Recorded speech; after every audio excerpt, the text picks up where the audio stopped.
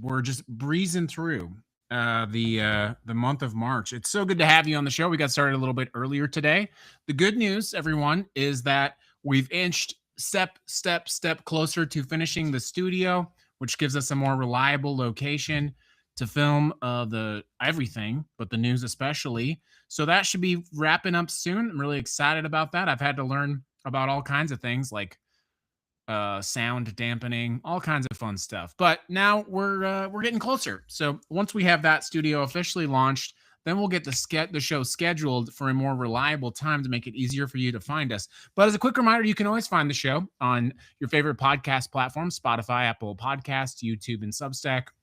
And we do publish episodes that are not broadcast live. We are streaming live on YouTube, Twitch, somewhere else that I forget, Substack, and of course, TikTok. And it's so good to have you with us on the show today. We have a lot of stories to talk about today, but please take a minute and follow us on one of your favorite podcast platforms. In 1876, on this day, the first telephone call was made. On March 10th, 1876, Alexander Graham Bell made his first successful telephone call. Of course, you may remember the famous phrase. He called his assistant and he said, "Mr. Watson, come here. I want to see you." Those are the first words ever spoken on a telephone. In 1891, the Stroger switch. Almond Stroger patented the first automated telephone exchange. This moved the world away from the operators that were, plugging the cables in, all those kinds of things. In 1862, the federal government began issuing its first paper notes: $5 bills, $10 bills, and $20 bills. This was to finance the Civil War. This was a pretty massive shift away from hard currency like gold or fake currency like crypto. And this was also the peak of the dot-com bubble. The peak of the dot-com bubble. So, other stuff. 1922, Gandhi was arrested. What else? In 1959, it was the Tibetan uprising. So lots of stuff happened on March 10th. And there's a ton of news that's happening today. Let's see. We're getting ready to go to the end of March. Why was everybody tired on April 1st? Why was everybody tired on April 1st? Because they had just finished a 31-day march. Okay. That's pretty funny. What type of bow can't be tied in March? A rainbow. That joke does not make sense. Can someone explain that joke to me? What type of bow can't be tied in March? A rainbow? Is that because it's not spring yet? I don't know. Someone explain the joke to me. I don't know. I'm really puzzled on that one. What type of bow can't be tied in March? A rainbow? Because it doesn't rain in March? It rains in March? I don't know. And then why are trees so forgiving? Because every spring they turn over a new leaf. I like that one. Good morning, everyone. I got a lot of stories to talk about today. There's some wild stuff. I posted this in the pre-show, which is pretty wild. And then for some reason, I can't find the new show script. So what's going on? I feel, is it my federal agent again? It is. While I'm waiting for my new script to load on the prompter, I just want to let you know that our show is sponsored by Ignite, Fighting Fascism in the Age of Its Rise. Ignite is a signature podcast, 14 episodes, 4 bonus episodes, and it teaches you how to fight fascism. We built it right here on Rebel Radio, which is where we're streaming this. And it's a guide, whether that's running for office or whether that's protecting your elections or fixing the pothole in front of your streets. Ignite, Fighting Fascism in the Age of Its Rise is a free guide. There's no strings attached. And even though we haven't added new episodes to Ignite, it still continues to absolutely blow away the numbers on Spotify, especially. So I think sometimes people come join the show. What's this guy about? They hear about Ignite. They go download the podcast. And it's really special. We put it together as a group here on Rebel Radio. So yeah, it's good stuff. All right, here we go. Good joke, Robert. All right, so we got 5 stories today. We're going to go briefly over them because they're all very important and they all have one key theme. On the Ignition News, I always like to have two concepts. Number 1, the important news you need to know. Number 2, how do they tie together? So yeah, let's get into it. The first story today, this one is insane. Pete Hegseth went on an absolute spender bender in the month of September. He spent $93 billion. We just got the financial reporting in from this, and that's insane. We've never spent that much money in the military at the end of the fiscal year since 2008, right before Obama was sworn in as president. Now, part of this is because the military has a use it or lose it budget. But to be very clear, they do not have to spend that money. If they did not spend that money, it would be returned to you, the taxpayer, to you in the Treasury, and we would amend the military budget to contract the military budget. So what did Mr. Hegseth spend $93 billion on? You might be asking yourself. Well, $7 million in lobster tails in 1 month. 1 month. $2 million an Alaskan king crab. Now, you might be thinking to yourself, oh, we're getting lobster tail for the troops because they're going to conflict, blah, blah, blah. This was September 2025. $15.1 million in ribeye steak, $5.3 million in iPads, a $100,000 piano for the Air Force Chief of Staff's house. $26,000 for a violin, a $21,750 handmade Japanese flute you bought for the military, and $12,000. This is insane. $12,000 worth of stands for fruit baskets, specifically fruit basket stands. The furniture bill alone, they spent $225 million. They did not go cheap. We're not talking folding chairs. They got premium furniture from Herman Miller. In the last 5 days of September, they spent $50 billion. For some context, only 9 other countries in the entire planet spend that much money on their entire military budget. This is, of course, a Secretary of Defense who got to his position by decrying government waste. Not to mention our $1 billion per day conflict. $93 billion in September alone, $7 million in lobster tail, $2 million in Alaska king crab, $15 million in a ribeye steak in 1 month. This, of course, immediately after this, we cut SNAP benefits, $187 billion from SNAP, but the military had $2 million in king crab. We cut $1 trillion from programs like Medicare and Medicaid. We're going to kick 12 million people off of healthcare. But they're buying furniture from Herman Miller for the military. Speaking of waste, let's get on the next story. Good morning, everyone. Welcome to the Ignition News. It's great to have you on the show. Please consider following us at any of your favorite podcast platforms. And if you're not sure how to find us, just go to theignition.news, and we'll be happy to help you out. I have a special surprise. Is anyone new to the show today? Is anyone live watching on the show today? Someone did comment on Spotify yesterday, by the way, so that's exciting. We'll take a little bit of a break. Since we're talking about government spending, you know I love to support the post office. We got someone new over there. Dexter just followed us on the show. Thank you. Stacy, well, here we go. Okay, Dexter followed the show. Stacy's new, and then I don't know how to say that other. I don't know how to say that other name. I apologize. Please message Northwest Pole Project. Northwest Pole Project, say hello. Go ahead and message Northwest Pole Project, and we'll send you a little surprise to be part of the community, but only if you're cool. If you're not down with this, don't send me a message. Don't waste my time. This is the Sabo Cap. It's an international symbol of resistance. The international workers of the world use this sticker, this icon, when they were shutting down factories, causing chaos on the work line and protesting. Okay, that's the Sabo Cap. We have a special version of that for our show, for our Rebel Radio community. The Resist-A-Kitty, the Resist-A-Cat right there. So the two of you over there, thanks for saying hi. Message Northwest Pole Project, and we'll send you a sticker totally for free. No, there's no strings attached. It's just a little way to be part of the community. Know that you're part of the group. Anyways, let's get on to the next story.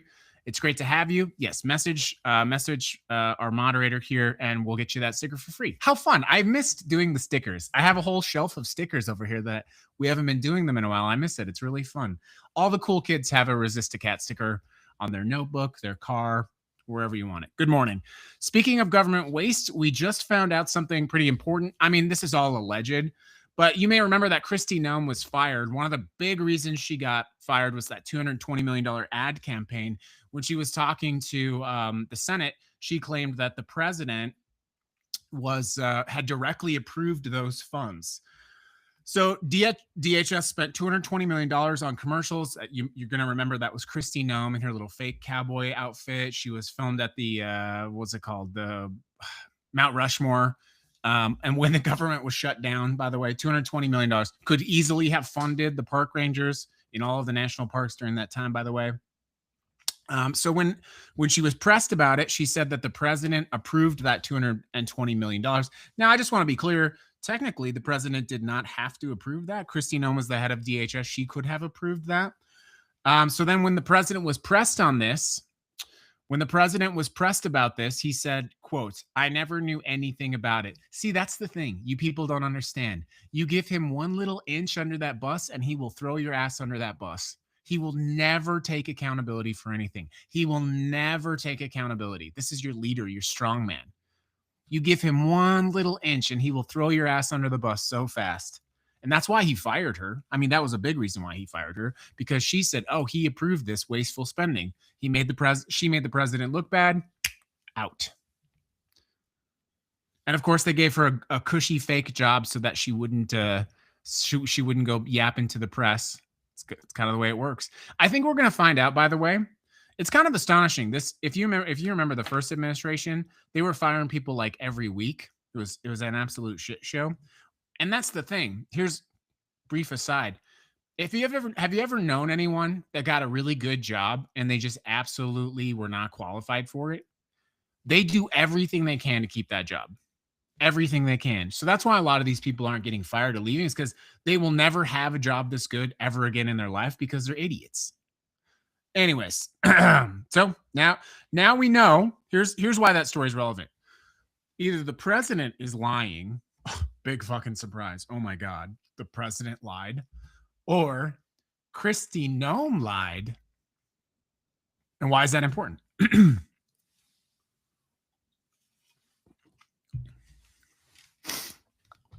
Either the president is lying or Kristi Noem committed perjury. Pretty big deal. Let's move on to the next story. And that is the war in Iran. This one's actually more of a subtopic on that conversation. Thousands of American citizens were and are stranded in the Middle East. The president spent weeks publicly and loudly amassing military assets in the region. They moved all these ships, all these troops into place.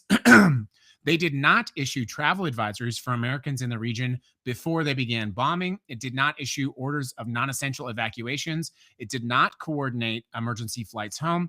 When Americans in the regions called the emergency department, the State Department's emergency hotline, after the strikes began, they got a recorded message. This is unbelievable. The recorded message said, and I quote, "It's important that you listen to this.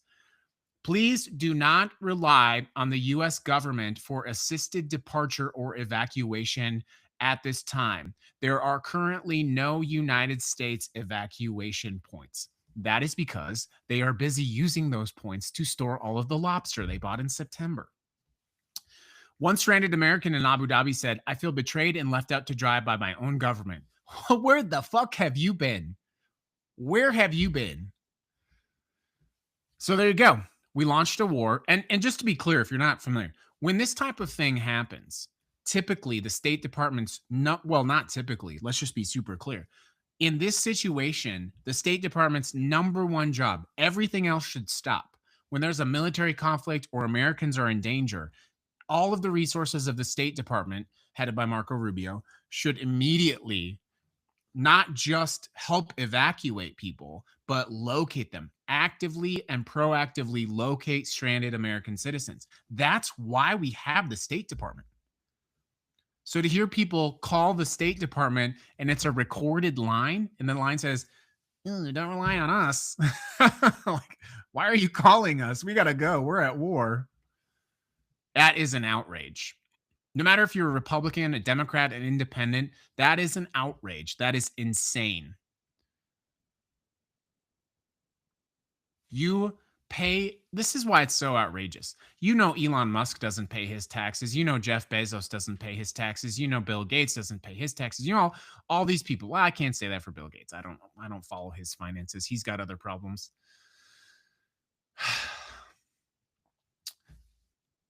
They skirt their taxes.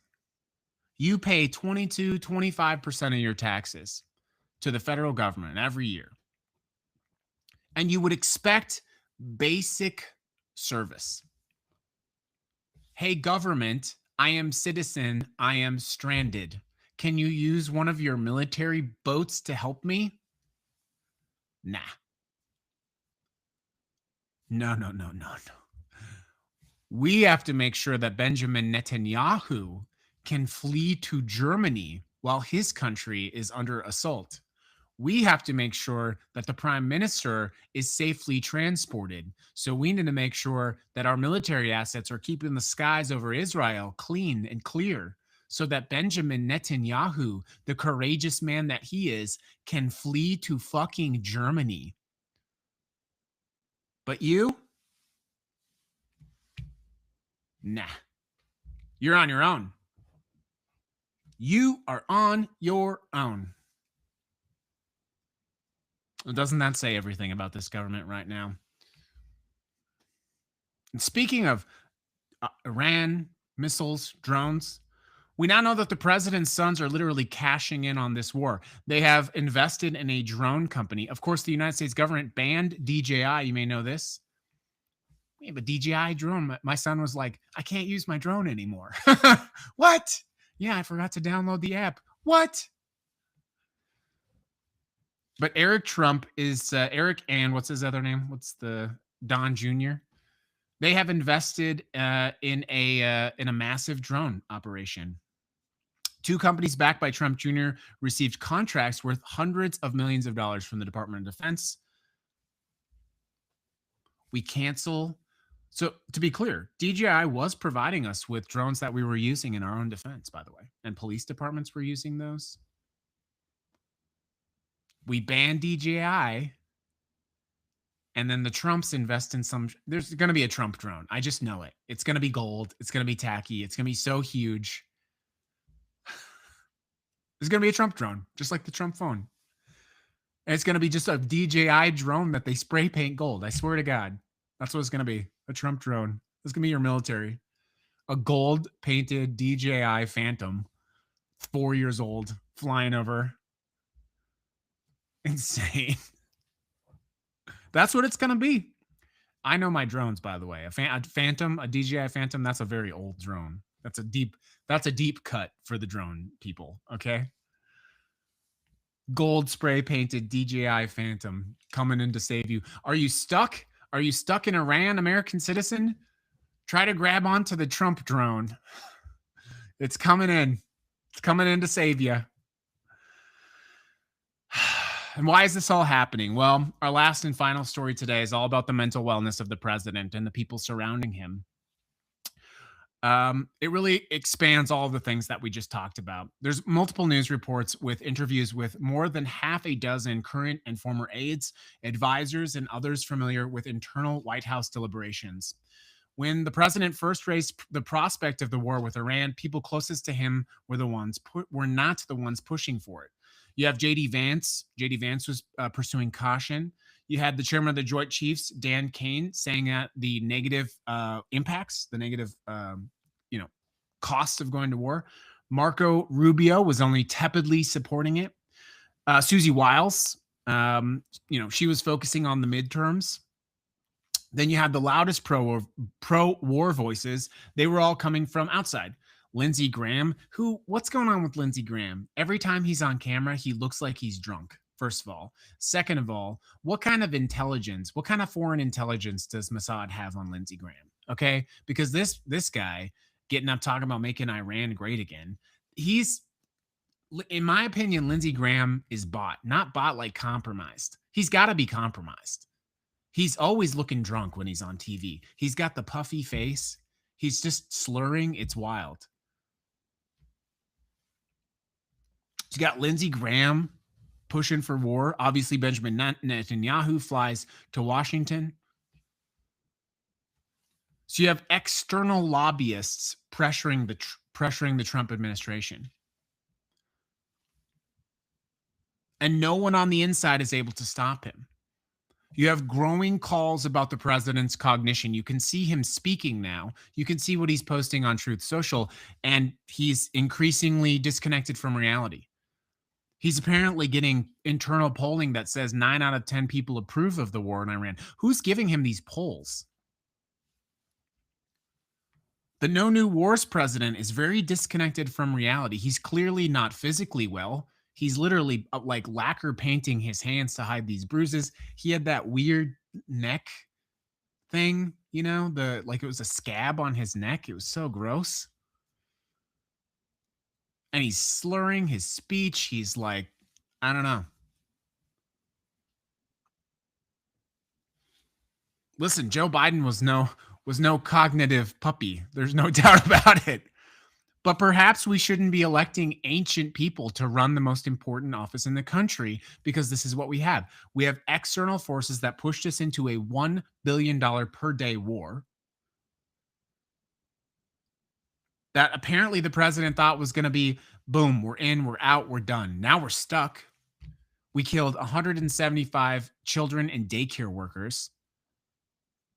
Over 1,200 Iranians we know are dead. 7 Americans, likely more.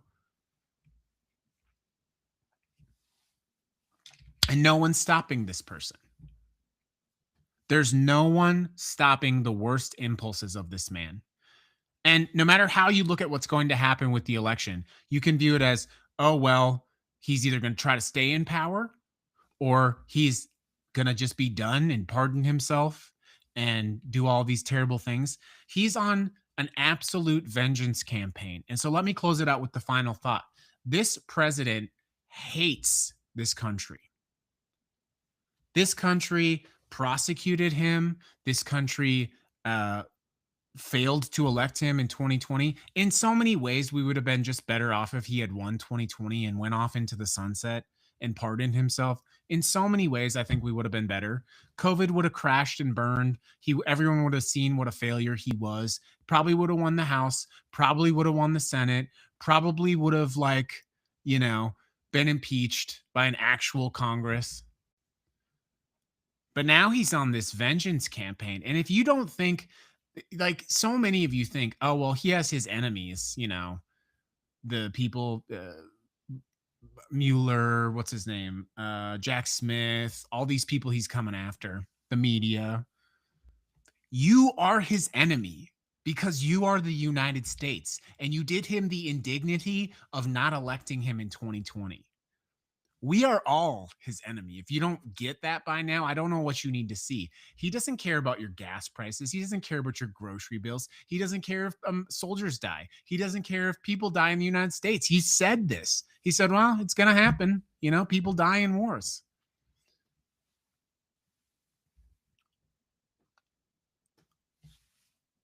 He doesn't care about you. And he hates his supporters the most. He thinks his supporters are disgusting. He wishes that all these cool, sexy liberals, these movie stars, these rock stars, he wishes that they liked him. He's repulsed when he looks out at his rallies and he sees those people. He's repulsed by them. He finds you repulsive.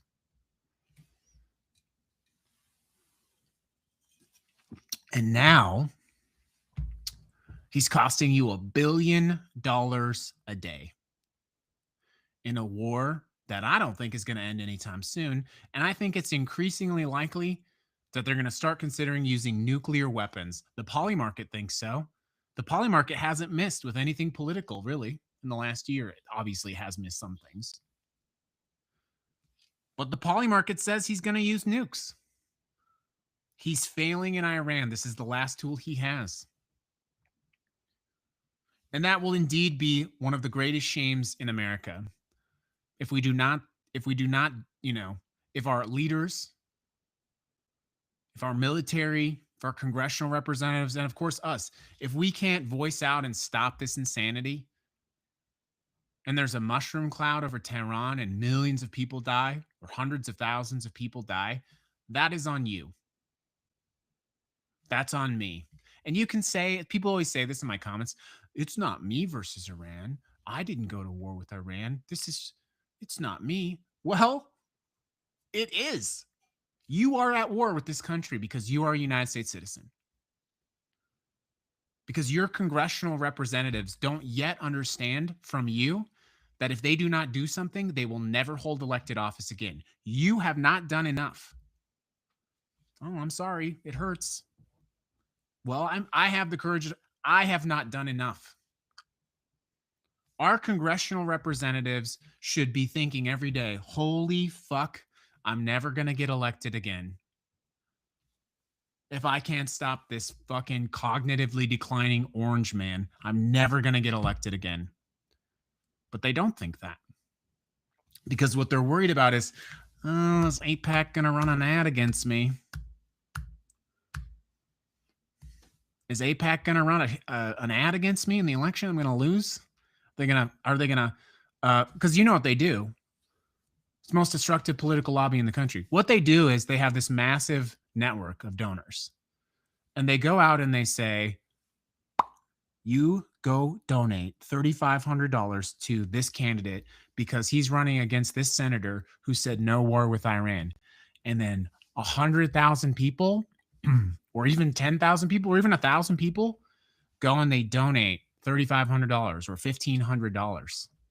It's a coordinated attack on our democracy by a lobby for a foreign government. A lobby for a foreign government is dictating American policy. 93% of United States senators had either money or political influence from AIPAC. 93%.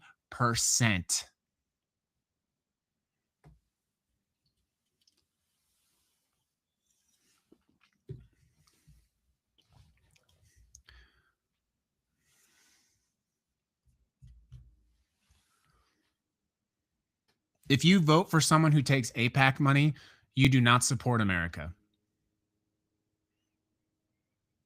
You support a lobby that's chief purpose is the protection of a foreign government. And I've said this before. This is going to be an issue in the midterms. Candidates who take AIPAC money are going to be politically just toxic. And they should be. And if you're watching this and you don't know about this and you're not familiar, you need to start learning. You need to start understanding. We'll cover that tomorrow. I'll break down how AIPAC works. I'll break down how their funding network works. Because every time you talk about it, what do they say? They go, oh, you're anti-Semitic. You're being anti-Semitic because you're saying the politicians shouldn't take money from an organization whose principal purpose is to benefit the state of Israel. And they make you afraid to talk about it because they brandish you as an anti-Semite. Well, I am simply asking that my country and my citizens, my family and my friends are protected. This is not about whether you are or are not Jewish. This is about the fact that, as I said, let's wrap it up. Our citizens are stuck in countries like Iran, in countries like Iraq, and they can't get evacuated. I'm concerned about that. I'm concerned that our military spent $100,000 on a piano. I'm concerned about that. I'm concerned about the fact that no one is willing to stand up to this president. I'm concerned about that. I'm concerned about the fact that when I drive down my roads, my own roads, I talk about this all the time. I'm going to make a video of it. There's this road in Las Vegas on Spring Mountain. It's called Chinatown. It's like you're driving off-roading. Like it really is. This is a paved road that is in such disrepair that there's 4 or 5 inches of pavement. I'm not joking. 4 or 5 inches of differential pavement. If you're in Las Vegas, who knows what I'm talking about? Spring Mountain in down by Chinatown, you're off-roading. This is an American street.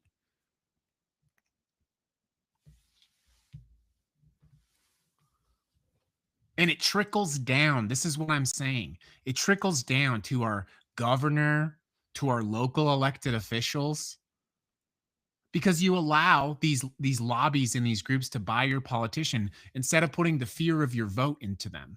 What a powerful phrase that is. The fear of your vote. They should fear your vote. They should fear that you will remove them from office with the most powerful tool that you have. They should fear your vote, but they don't. They fear a commercial from APAC or from a land developer or from a real estate group or from Elon Musk.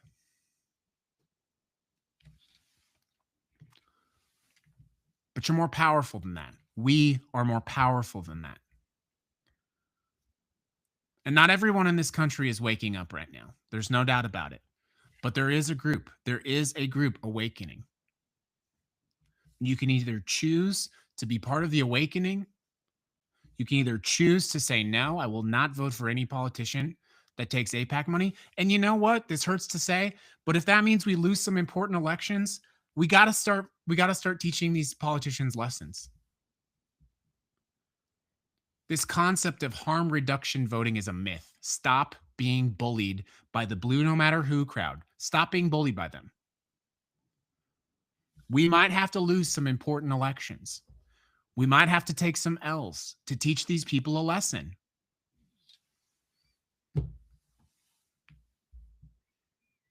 That's what they've done to you. But there is an awakening. There is an awakening.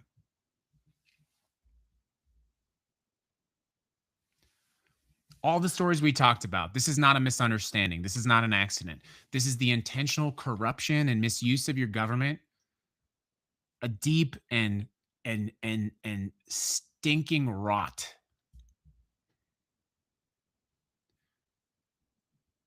And if you live in a house, you live in an apartment, you ever get like mold or something like that, right? If you let the mold fester and grow, eventually it will kill you. And sometimes you got to do the deep work of like getting in there with the shovel or getting in there with one of those scrapers and scraping it out. Getting rid of the rot. You got to cut down some of the wood. Sometimes it sucks, you know? It's not fun. You got to take out some of that. It's hard work. And then you got to paint it over again. You got to put some new drywall in, paint it over again. But if you don't, the rot's just going to take over the house. And we're so close now. We're so close to all of it just crumbling down.